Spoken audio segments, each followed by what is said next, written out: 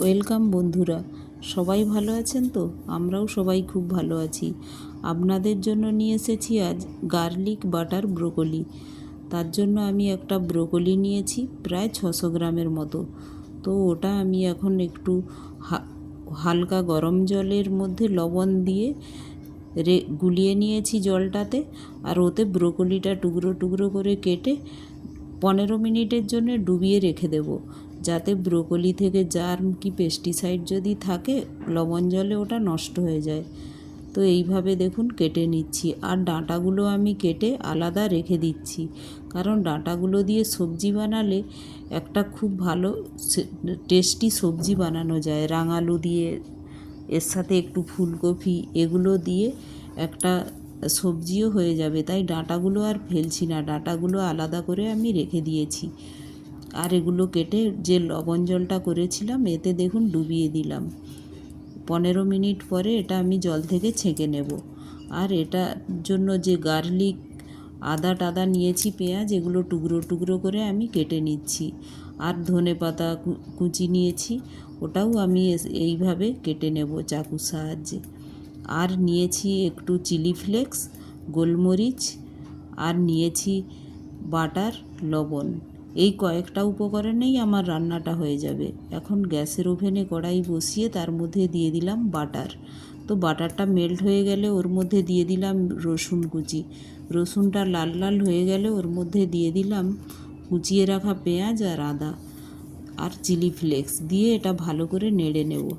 দেখুন এখনও লবণ দিচ্ছি না, যেহেতু বাটার আছে লবণটা আমি এগুলো একটু ভালো করে কুক হয়ে গেলেই, পেঁয়াজটা যখন দেখব হালকা ব্রাউন হয়ে আসছে, তখন ওর মধ্যে দিয়ে দেব আমার ব্রোকলিগুলো কেটে রাখা।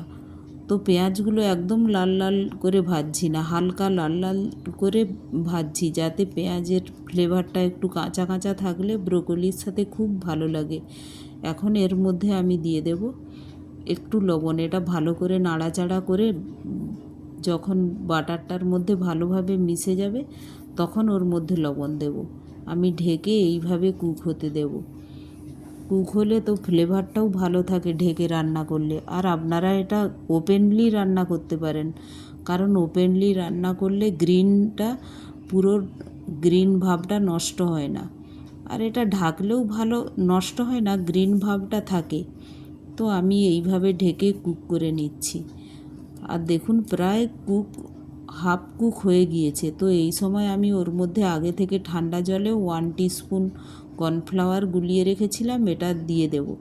আপনারা এটা দিতেও পারেন, না দিতেও পারেন। এটা দিলে একটু গায়ে গায়ে লেগে থাকে, তো এই জন্যেই দিলাম। আর এটা 600 গ্রামের মতো আমার কলিফ্লাওয়ার, তার জন্য 1 টিস্পুন কর্নফ্লাওয়ার দিলাম। দেখুন এইভাবে নাড়াচাড়া করে এটা এবার ঢেকে দেব।